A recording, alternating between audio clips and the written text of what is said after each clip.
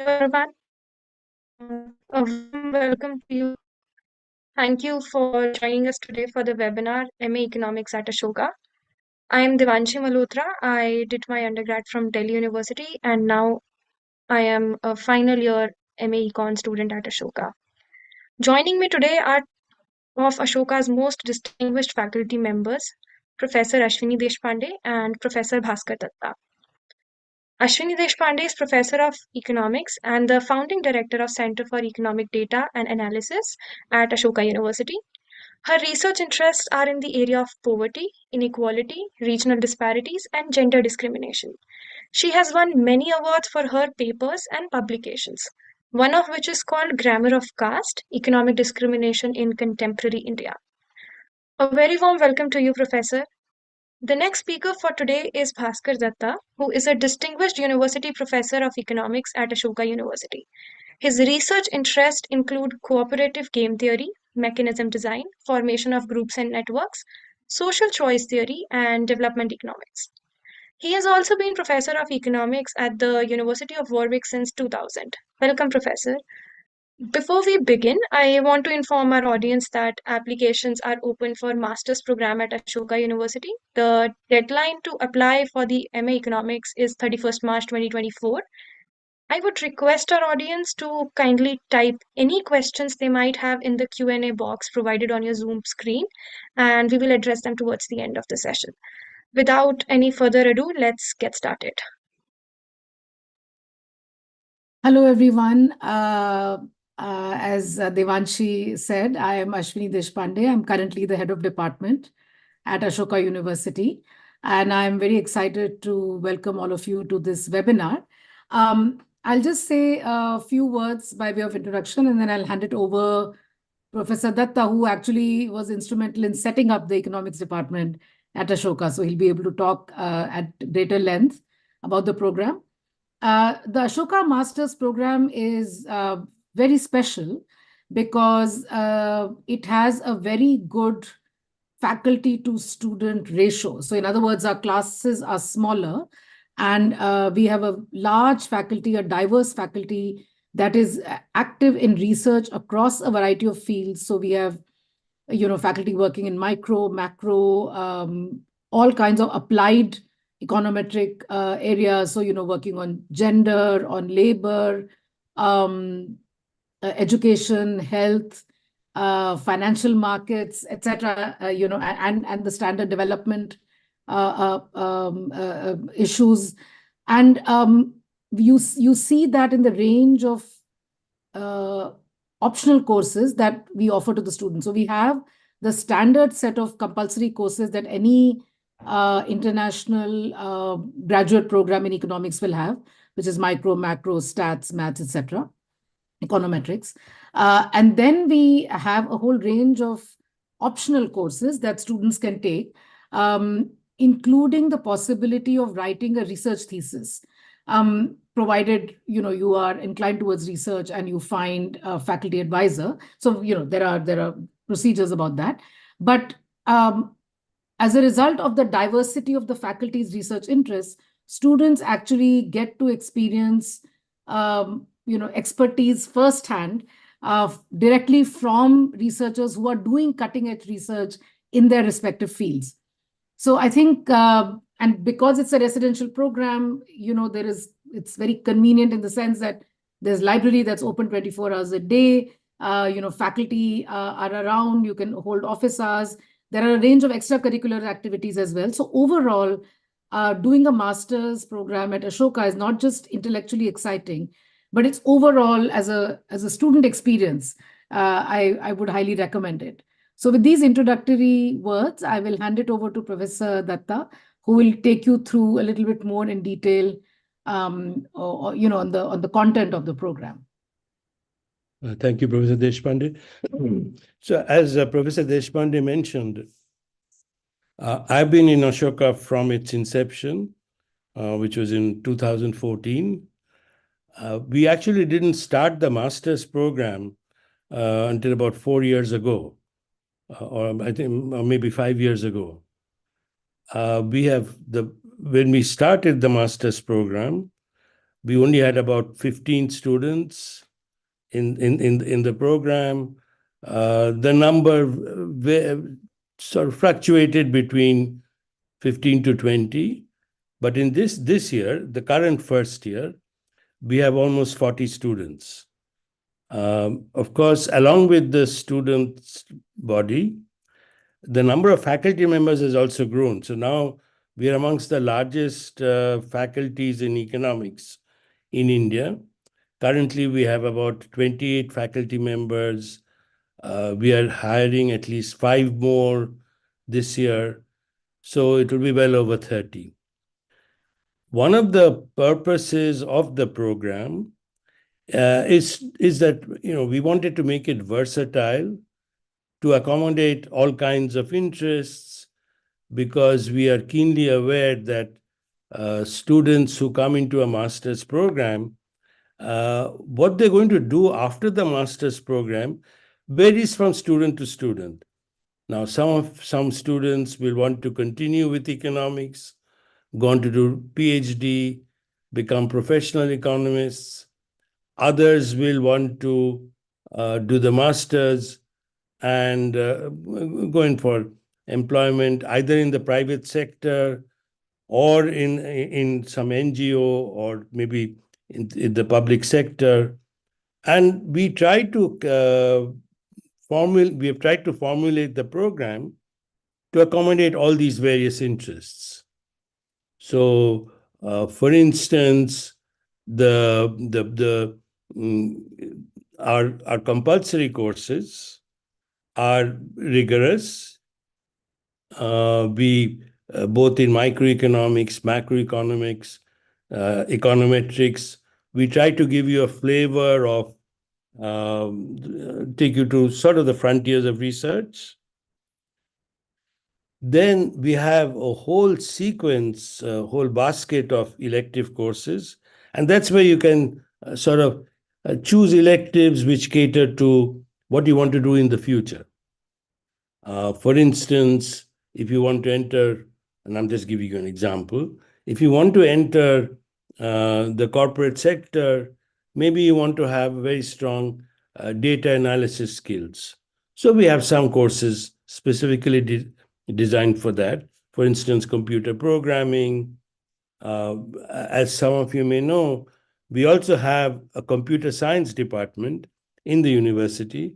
Some of you can take some electives from the computer science program because we cross-list courses from the CS department.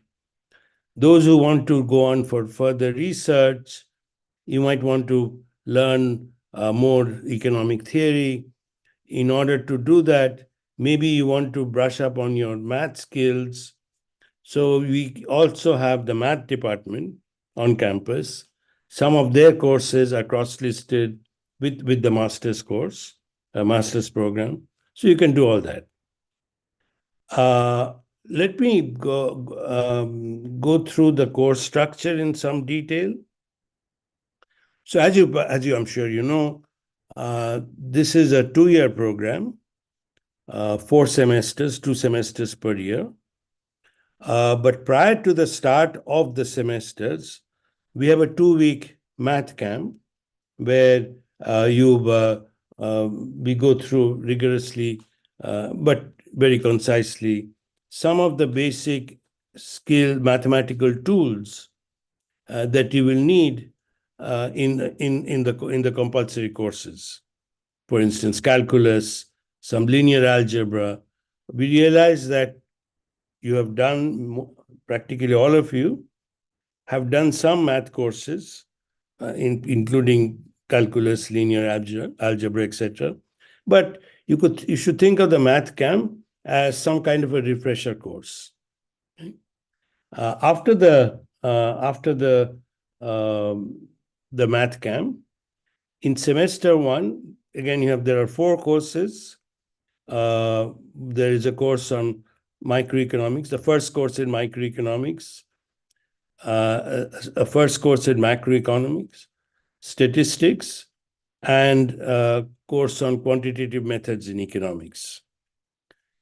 In the second semester, again, there will be microeconomics, another second course in microeconomics, a second course in macroeconomics, and then the first course in econometrics.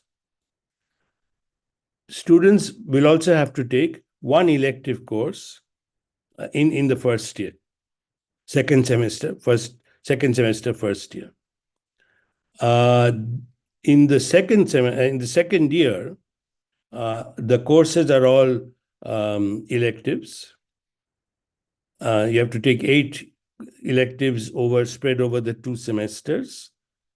Of course, 2 of these courses, the elective courses, could consist of a research dissertation, a master's dissertation. To write, if you want to write the dissertation or take up the dissertation course, we encourage students to contact faculty members in the second semester of the first year or during the summer vacation. Talk to faculty members, depending on what your interests are. Identify the faculty members. Talk to them about what you want to work on. And then in the first semester of the second year, your faculty member will tell you to maybe write a brief proposal, do some background reading, write the proposal, and then on the basis of the proposal, you will be given a grade. And if it's satisfactory, I think the current rule is if you get a B in that course, in the first course, then you can go on to write a dissertation. And of course, dissertation is optional. If you just want to do the 8 elective courses, you can also do that. So one obvious question is, there are lots of options. There's a Delhi School of Economics. There is the Indira Gandhi Institute of Development Research in Mumbai, various other places in India. Why should you come to Ashoka? I can assure you that our faculty is perhaps the friendliest you can come across. We encourage faculty-student interaction. We try to engage you in conversation. Practically all of us have extended office hours. We encourage all of you to write to us anytime, email, if even outside office hours. If you want to come and meet us, if you want to talk to us, we are almost always available. We have a very active seminar series. Again, we encourage master's students to attend the seminars. We have internal seminars given by our PhD students, our faculty members. Again, we invite all MA students to attend these seminars. The purpose of all this is essentially to ensure that first, you get to meet faculty members outside the classroom, and secondly, you also get exposed to a variety of ideas. In terms of, again, staff-student ratio, we have one of the healthiest ones. As I said, we'll have about over 30 faculty members, maybe around 40 to 50 students. So that's almost a 1.5 to 1 ratio. The Delhi School of Economics, it's a very good program. It's a very good, well-established program. They admit about 300 students in the first year. There are some dropouts at the end of the first year, but during the first year, you are competing for attention of faculty members with about 300 other students. IGIDR, again, has a very large student body. They have a big faculty, but again, in terms of staff-student ratio, we are significantly better. I also encourage you to look at our website. If you go to the Ashoka website, you can then go to the economics department website, and then there's a drop-down menu where you'll see different programs. If you click on the MA program, you will see a lot of the information that we have been talking about that will be contained in on the website. You'll find all that in the website. You'll also find both our email addresses. If after this meeting, again, if you have other questions, please do write to either of us. We'll be most happy to answer your questions. So I'll stop now, and I'll come back later. I mean, with if you have other questions later on, I'll come back and address them. Devanshu, over to you. I can see a question. Shall I answer it? Devanshi? Professor, we can take them at the end. No worries. At the end. Oh. Yeah, we can take them at the end.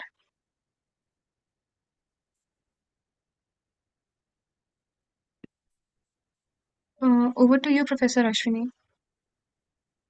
No, so I think we have given, between the two of us, we've given a broad overview. We were hoping that this session would be more interactive. So we would really, instead of speaking more, we would like to answer questions. I think that would be more useful. Okay. I mean, I can either we can do the FAQs that you had provided, we could do that, or we could encourage the audience who's here. I suggest we first do the FAQ and then maybe. Okay. Yeah.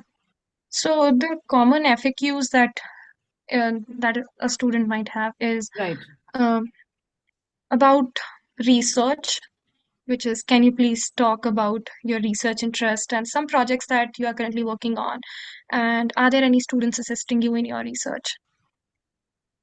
Yeah, so, as we both of us mentioned earlier, the faculty in terms of their research interest at Ashoka is very diverse. So each of us, I'll talk a little bit about my current research, but basically all of us are engaged, are research active. That's the one thing that also distinguishes Ashoka faculty from many other departments, where every single member of the Ashoka faculty is currently engaged in research, which is not the case everywhere. And so I think that makes a big difference. And research is both theoretical as well as empirical.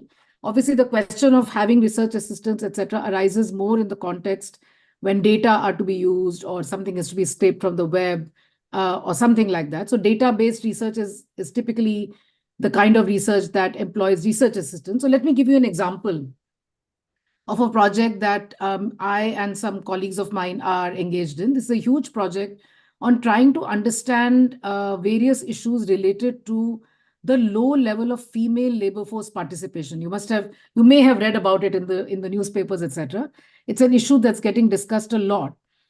And what we are trying to do through the project is our own research in the past has pinpointed reasons for why the level is low and why it might have declined. But in this particular project, what we are trying to do is we are trying to find solutions, because we believe that it is not a problem that can't be fixed, right? So there are many different ways in which it can be fixed. So one of my colleagues, Professor Kanika Mahajan, has analyzed words that employers use in their advertisements. And she finds that without even being aware of it, sometimes employers tend to use very gender-specific words in their advertisements that either encourages women to apply for low-level positions or discourages women from applying for high-level positions to which they might be suitable, right? And this could be an conscious or an unconscious bias that leads to these kinds of wordings. And a lot of the initial pay gap that between men and women in jobs is due to this. So she has come up with a policy solution that just changing a few words in the job ads can actually take care of the wage gap at the entry level. Along with another colleague, Anisha Sharma, and I, what we are trying to do is we are running a field experiment where we are working with a skilling program, and we are trying to tell women that they are not only suited to do cooking or stitching or tailoring kind of, or beauty kind of skilling programs. So women, maybe they're interested in beauty and tailoring, but women can actually do and are interested in a variety of other kinds of professions that are more remunerative than getting into the beauty sector, particularly in rural India. And so we are running a field experiment which will nudge women away from the more conventional, stereotypically female sectors and move them towards more remunerative sectors such as hospitality and healthcare, right? So here is a solution that we are trying to find. And then a large component of our program is working with employers and asking them to first look at the gender composition of their workforce, and secondly, nudge them towards paying more attention to redressing the male-female gap. So it's a very large project, there's multiple components. And similarly, there are other people working on many different projects. And the center that we have at Ashoka, the Center for Economic Data and Analysis, we routinely use student interns, and master students have also helped us. And in our individual research projects as well, there is scope for students to assist us as research assistants. So this is just one example. There are many others, but yeah, the point being that when your faculty is research active, you have the chance to actually learn while a research project is underway, and that gives you very practical skills that textbooks cannot actually teach you. Yeah. Over to you, Professor Bhaskar. So I'm actually an economic theorist. By very nature of my work, I don't actually need or use, students as research assistants.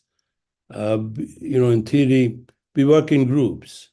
Typically, other faculty members, either from Ashoka or we all have our own network of co-authors. We work together. But I should mention something else, which is not connected to my own research, but I noticed that one question is also addressed to that, which is that in Ashoka, we now have a center called the Isaac Center for Public Policy and Good Governance. And currently, I'm the academic director and in overall charge of the program of the center. And in that center, so one of the things this just started. The center just started 3 or 4 months ago. What we want to do is we want to get people, various ex-bureaucrats, policymakers, to write case studies. For instance, one case study that we have commissioned is on the GST taxation. And what we tell the case study writers is that if you need any research assistance, please tell us. We have a lot of student interns, student volunteers.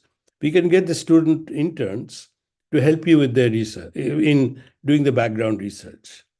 So again, I'm just bringing this up to tell you that there is scope for student internships or research assistantships, small ones, from time to time.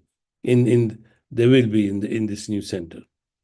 Not in my own personal research, but as part of the center's activities. Okay. So I can see a couple of questions coming here. Doing MA Economics course from Ashoka University is going to help a person who is inclined towards public policy space. Indeed, it will, because as I mentioned at the beginning, our course structure is designed for, we try to cater to all kinds of interests post-MA. Some of you will go into, want to do further research, want to do a PhD. Some will want to go into the private sector. Some will want to go into the public sector. And we try to provide the skills, if you like, which will enable you to do any of these things. So another question being asked is, how does Ashoka help in placements for students, and which sectors come at the university placement? We have a very active career development office. They bring, there are these job market interviews. A lot of companies, offhand, I can't tell you how many companies actually come to campus, but there are a lot. Again, there should be a list somewhere on the web page. Offhand, I can't tell you the number. And so the procedure, as far as I know, is that students have to write to the career development office saying they want to be considered, they want to enter the placement drive. Now, there are some rules about what you can do once you enter that, what you can't do. These are standard across all universities. Delhi School of Economics will also have something similar. For instance, I think the rule is if you get a job and if you turn it down, then you have to withdraw from the career development office procedure. So things like that. But basically, it's a very well developed process, both for master's students as well as for the undergraduate students. And there was a question about which companies come or which sectors come to the campus, all across the board. Public, private sector, financial institutions, NGOs, they're all prospective employers. They all come to campus. They all participate in the placement exercise. Next question is about the admission. There were some other questions that were prepared for us to answer by Parul. Professor, I'm taking up the audience questions. Okay. Yeah. Fair enough. So there's a question about the admission process. It would be great if you can mention a bit more about the admission process. Shall I take that up? I mean, Yes, please do that. yeah, There's an so entrance admission. exam. Yeah, but Devanshi, you should talk about it. Yes. Yeah, so I personally enjoyed the admission process, not the monotonous kind, just writing and getting through the exams. It was an interactive interview. I still cherish it. Like I was able to talk about my personal experiences, and that's really good on Ashoka's part, that they just do not consider how much rank you have, how much score you have, but they actually look what you have done in your undergrad apart from scoring a certain or marking a particular threshold. So that was about it. And including the SOP in the process of admission is something very unique to Ashoka. And asking for LORs, although it's not mandatory, I did not put an LOR, but here I am. So it's pretty much enriching, and the process itself is very learning. Just to add to So, that, part of the admission process is that there's also an admission test. So there is a last date for application. Is that in March 31st, I think? yes, Professor, it's 31st March. 31st of March is the last date for application. Then after that, there is an admission test. Then on the basis of the admission test, we do some screening. And then the final round is that we conduct an interview. And that's what Devanshi is talking about. Yes. So another question is, what's the scope of research in economics, and how diverse is it in Ashoka? I mean, this is answered. This is pretty much answered by the professors, yes. I mean, as I said, if you look at our website, you will see that if you look at the individual research interests of the faculty, they've spanned the entire spectrum almost of the discipline. So the scope is very wide. Research is a very individual, is a matter of individual tastes and preferences, right? Each person is different, each person has different interests. But the good news about Ashoka is that whatever your interests are, if you are interested in research, You need not be, and that's okay too. But if you are interested in research, you will find like literally the entire spectrum of topics that you will get somebody or the other to work with you, to be your supervisor, if that is your interest. Which technical skills does the university provide? I'm not sure I understand what you mean by technical skills. As I mentioned, we start with a math camp, which provides the basic refresher course in the basic tools of mathematical analysis. We have courses on statistics, quantitative techniques in economics. We have a course on computer programming, which is offered in the second semester, first year. We cross-list other courses from the math department. So mathematical skills, those who are interested in developing mathematical skills, well, you're very well catered to. There are courses in machine learning offered by the computer science department. Now, they have some prerequisites. The computer science department has some prerequisites. If our students meet those prerequisites, then they can take a course in machine learning. So in terms of data analysis skills, our program is probably the richest amongst any Indian master's program in any Indian university. I'm not sure that this is what you meant by technical skills. Adding on to Professor Bhaskar's point, in first semester we were exposed to MATLAB while we were doing our macroeconomics compulsory course. So there were proper discussion sessions, and we were given the basics, and we were encouraged to tinker around with the code. In the second semester, I took Python course, which was very enriching, and we were exposed to Stata as well. So yes, if you're talking about the technical skills in terms of coding, it's pretty much enriching. Uh, does the university provide study abroad assistance and student exchange programs? So in principle, yes, there is a study of you can avail of for instance, in the summer semester, between the first and second year, the summer semester, we have Ashoka University has partner universities, and several of them abroad. In principle, and these universities, the partner universities, they offer programs, summer programs. Now, many of these summer programs are actually more for the undergraduate students. But if you can find a course, which is at the master's level and which can be cross-listed with our master's program, then you can go to this university.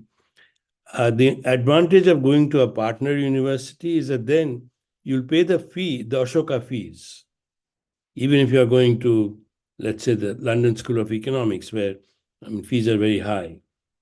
Even then, if LSE is a partner university, then you'd end up paying the Ashoka fee. There are at least a couple of universities in Paris, Sciences Po, for instance, which is a partner university of Ashoka. There again, you'll pay the Ashoka fees. You can also go to other universities which are not partner universities, but then you'll have to pay their fees, whatever they are. We don't have student exchange programs per se, except that our students can go to these partner universities. But the catch is that sometimes the programs that they offer may not be consistent, may not be first at the master's level, and second, they may not correspond to an elective that we will recognize as being sort of economics. Another question is, I am 27 with 5 years work ex. Is it too late for me to join this program? Maybe Professor Deshpande, do you want to come in? Well, it also, sorry, it's not a question. I don't think there is a legal limit. I'm not sure about that, but there's no legal limit. But what you will have to ask yourself and answer yourself is where you did your undergrad from, because you'll have to take an entrance exam to enter the master's program here. And the entrance exam sort of keeps up with the development of the discipline as it's been taught. So if it's been several years when you did your undergrad, you should see some sample papers and see whether you can tackle those at the entrance exam level. If you feel comfortable that you can, or you've kept up with some textbooks, etc., that's great. But maybe you want to just do some deep dive into entrance exam papers, as well as look at some syllabi. If you want, you can write to me and I can send you some syllabi of the technical courses and see whether you can handle, because the longer you've been out of the education system, the discipline sort of moves on and it becomes more technical. So you should just feel comfortable about tackling that level of technical difficulty. So that's, I'm happy to chat with you later on over email. So do write to me. If I want to focus on work related to finance or data analysis post my master's, what's the scope? I mean, data science, we do have an optional course, which is sort of a data science kind of a course, which sort of introduces students to basic machine learning, etc. But what economics does, which is statistics and econometrics, that's different from data science, in the sense that data science is focusing on just collecting massive amounts of data and trying to see patterns that the computer will pick up for you. What statistics and econometrics do is that they have a hypothesis, they have a theory. We have a theory about why or how X might be related to Y, and then we test whether the data in a particular context supports our hypothesis or not. So you begin with a hypothesis that comes from the knowledge of economics, and then you test it with data. That's what economists do through econometrics and statistics. Some machine learning tools can be used in that process, but the approach towards identifying how X and Y might be related are very different in the economic sciences versus in the data sciences. So if pure data science is what you want to do, then you need to enroll in a computer science department. But if you are enrolling in an economics department, you will have to work with you'll have to work with hypotheses that come to you from economics. And then you use data, big or small or whatever kind of data, to then test that hypothesis. That's the process of econometrics, as you must have learned also in your undergrad. That's what happens, right? So we are testing a certain hypothesis, and either it's valid, it's found to be valid, or invalid, and then you accept some alternative hypothesis, right? So it's like you're thinking of the relationship between price and of a product and quantity demanded, right? So you'll have to have a hypothesis about what will happen if the price goes up.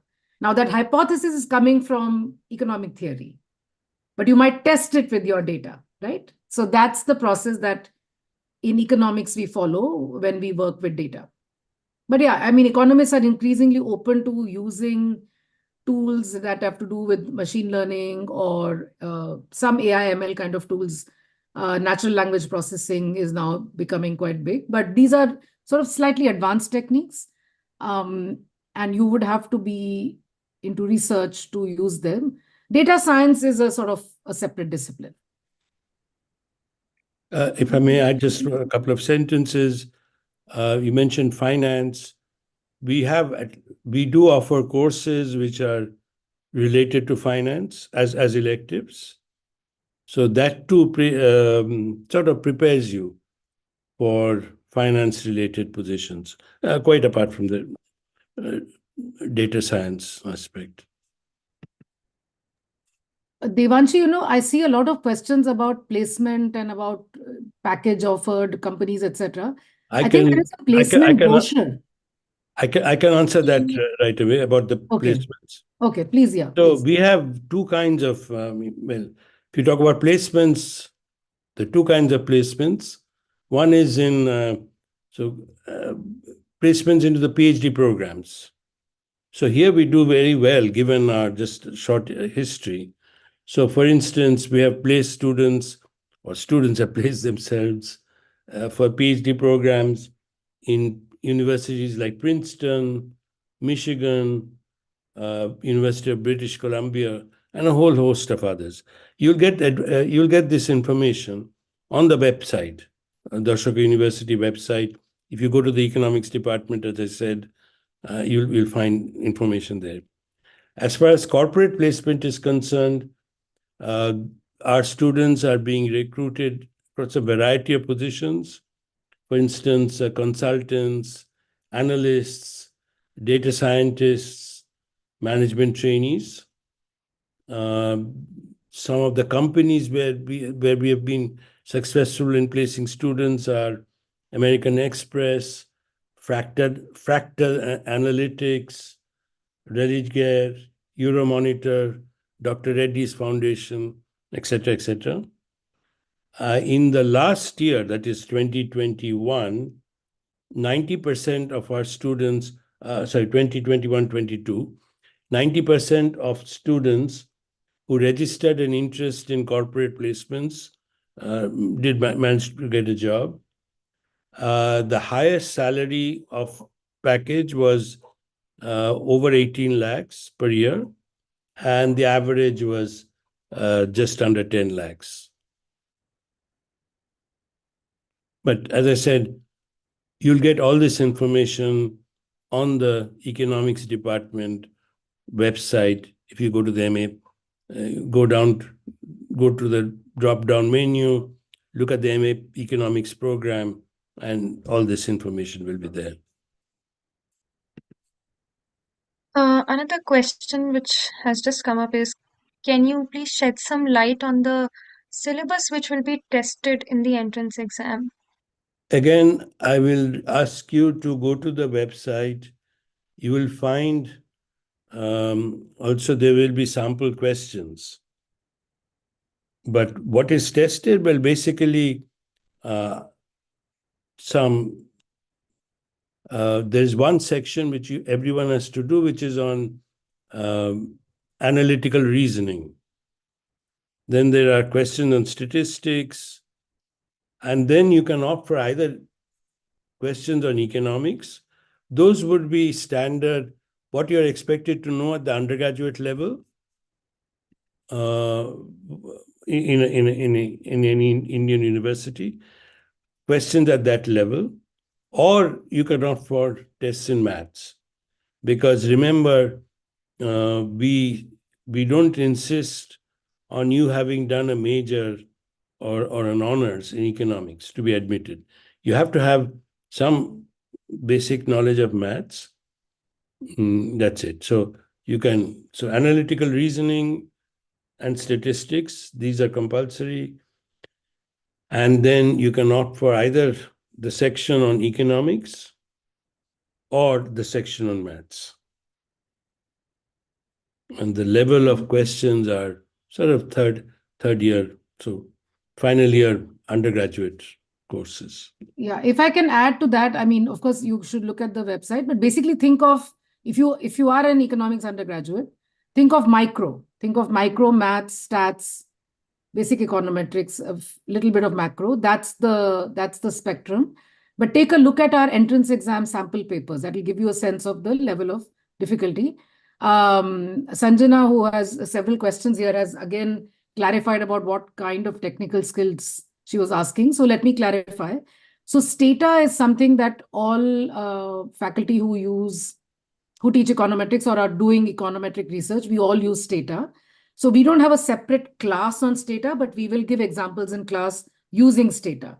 Our undergraduates are already exposed to Stata in their third year, but we will take you through the basics, but there won't be an entire class, like not an entire course teaching you. These programs are always learning by doing, so you learn what you need to learn.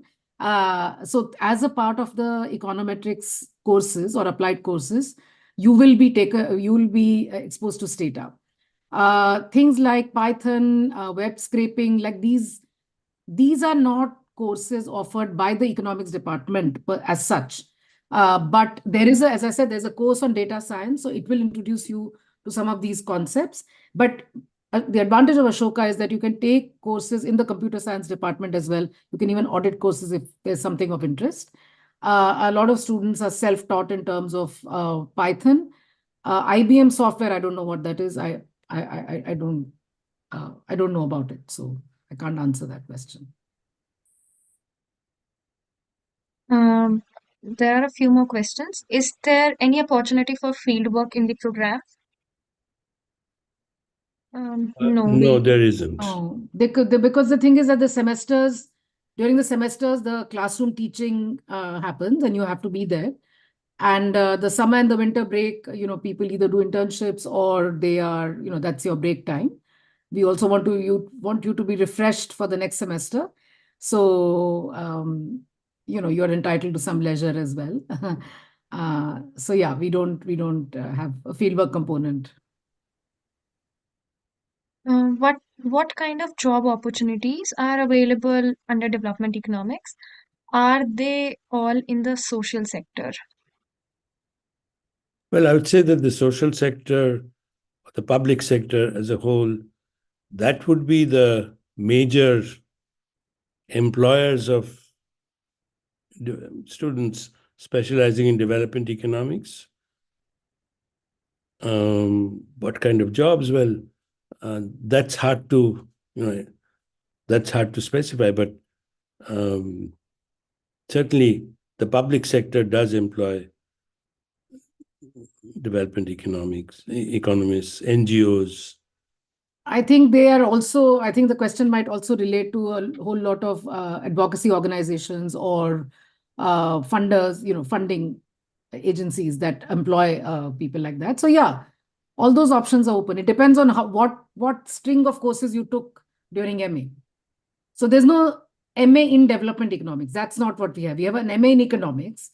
You could choose a set of courses that will together have a bouquet of courses that will make you more eligible for the social sector jobs or not. Or you could go towards finance, you could go towards theory, you could go towards macro. So as Professor Datta explained, you customize your electives depending on what you're interested in. The degree at the end of the 2 years will be MA in economics.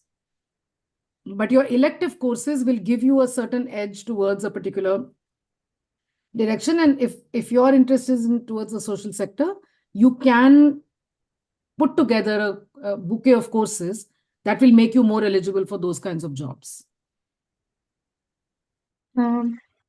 Someone has asked that can the students look forward to experiencing guest lectures from eminent personalities or academic workshops?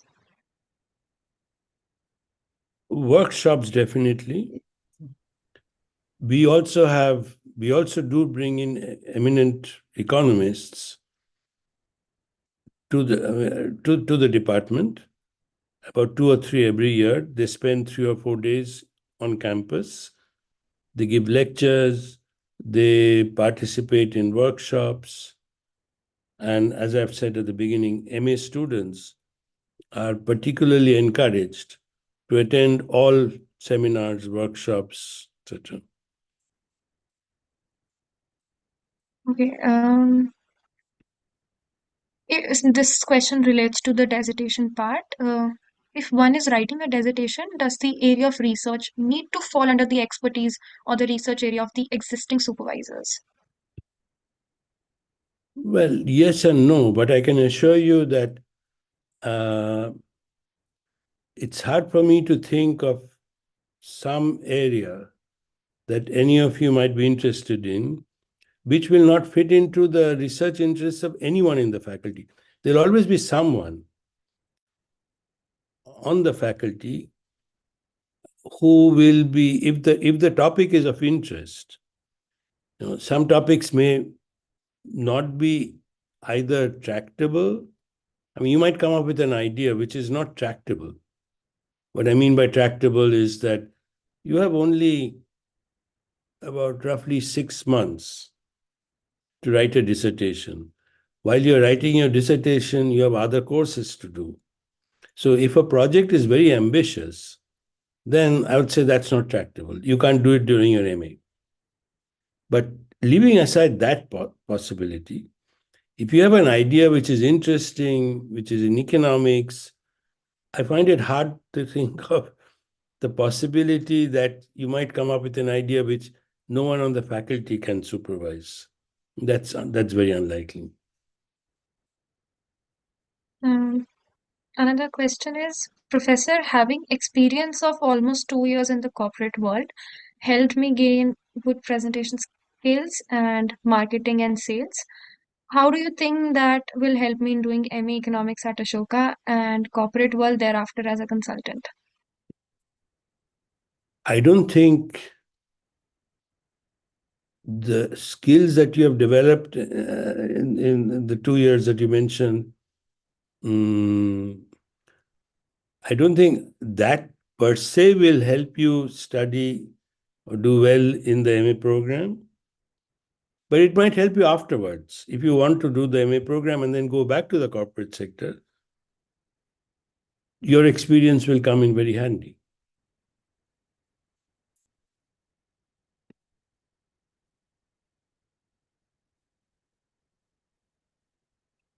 I think that's pretty much the questions we had.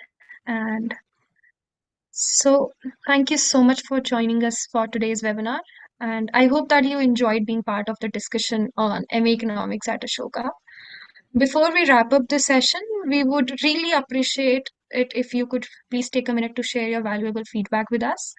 And the link to the feedback form is provided in the chat box.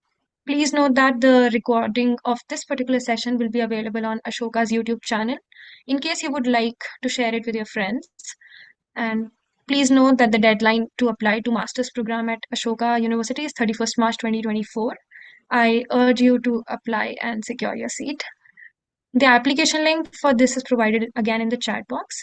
If you have any further queries regarding the MA Economics program, please feel free to write us to economics@ashoka.edu.in, which is again there in your chat box. Once again, I thank our speakers for taking out time to participate in this discussion, and this brings us to the end of this session. Please take care and happy holidays. Happy New Year. Thank you and Happy happy New Year. holidays. Thank you for joining.